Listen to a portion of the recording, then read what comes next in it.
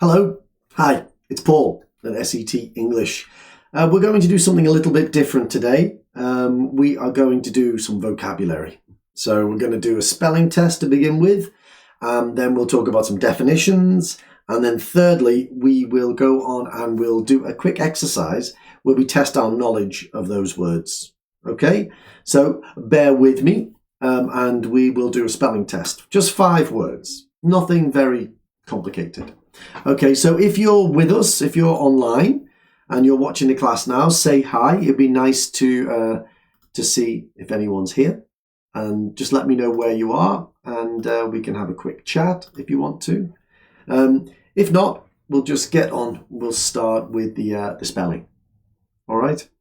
Okay, so get yourself ready. Get a pencil. Get a paper.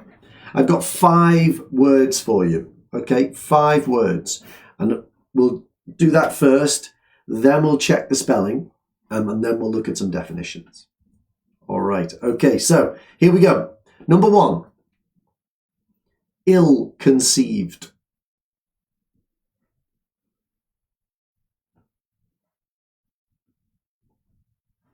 Number 2, illusion.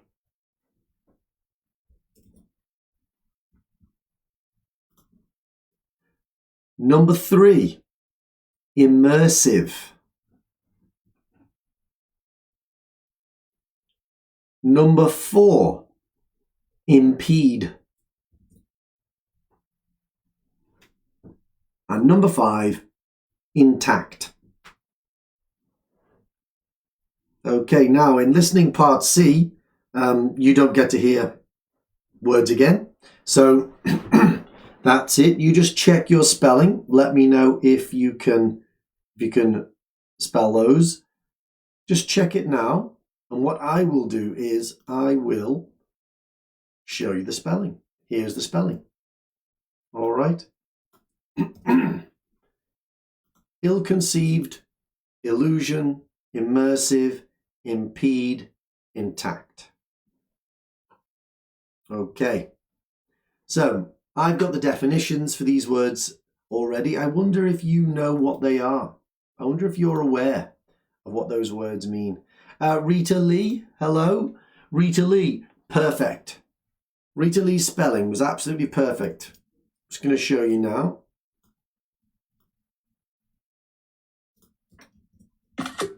Okay, Rita Lee, fantastic. Perfect spelling. Very happy with that. Well done. Okay.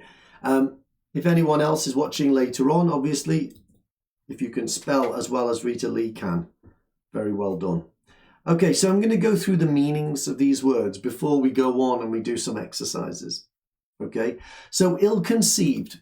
Ill-conceived means that we don't think about it properly. We don't plan properly. So if something's ill-conceived, it means that the way we think about it, it's not correct. Okay, so ill gives us the sense of bad here. It's like a negative prefix in this case. It's sort of ill-conceived. To conceive is to think of. Okay, so we often use it when it comes to plans. Okay, when it comes to plans, we conceive of things that we're going to do. But if we don't plan them properly, then it's ill-conceived and we end up with bad consequences. Okay, next one, illusion. Now this word deceptive, I wasn't sure if everyone would know what this means, but to deceive, okay, means to sort of, to fool somebody, to make them think one thing when actually something else is true. Okay, so an illusion is often, people who are magicians who do tricks with cards or make things disappear, or they pull rabbits out of hats and things like that. Those are all illusions. They make you think that something is like this when really it's like that. That's an illusion. Okay, now immersive, this was quite a hard one to explain. Okay, so immersive. Again, this phrase characterized by means it typically has. Yep, so meningitis is characterized by a rash on the arm that doesn't disappear under glass. So immersive is characterized by being absorbing. So absorbing means fascinating, very, very interesting. Your senses are addicted to the feeling of something's absorbing. Okay, so an amazing movie is it's got great sound, it's got great visuals, and you're absorbed by it. Or it could be a game of football, like the Euro 2024 final last night that England sadly lost. That was an absorbing match. Okay, so if something's immersive, then it feels like you're absorbed by it. And it can also feel like you're surrounded by information, sensory information. So people think that studying English in England is an immersive experience. And a way to think about it is if you immerse your hands in water, it means you put your hands fully into that water. Okay? Impede. Okay, impede means to obstruct, delay, or hinder. So hinder, the idea of hindering is making something more difficult than it needs to be. Okay, making it take longer than it needs to be. That's the same with impeding, to impede something, to obstruct, to delay, to hinder. And then we've got intact, which means still together, in one piece, attached. Okay, so all of this vocabulary comes from a reading part C that we're going to be doing this week, which is all about phantom limb syndrome. So if an arm is intact, then that means that that arm is still attached to the body in one piece. Okay, so I've got some exercises for us to do as well. And I wonder if anybody can give me answers for these. So I know that Rita Lee was here helping me with the spelling earlier. I'm hoping that she can help me also with this. Okay, so I've got some exercises. I've got 5 questions. I want you to choose where that should be.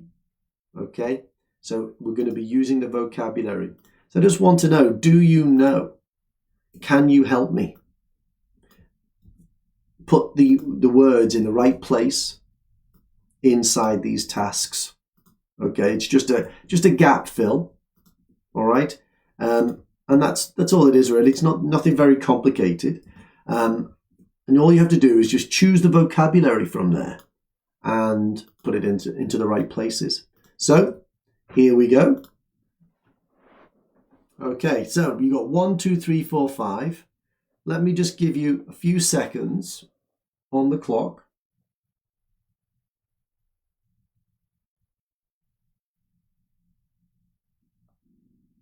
And I wonder if anybody can help me with it. So let's put 30 seconds on, starting now.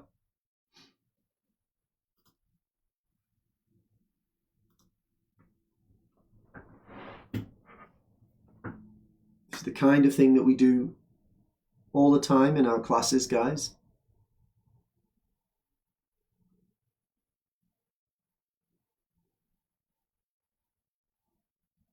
Okay, we've got about 5 seconds left. I wonder if anybody can give us some answers.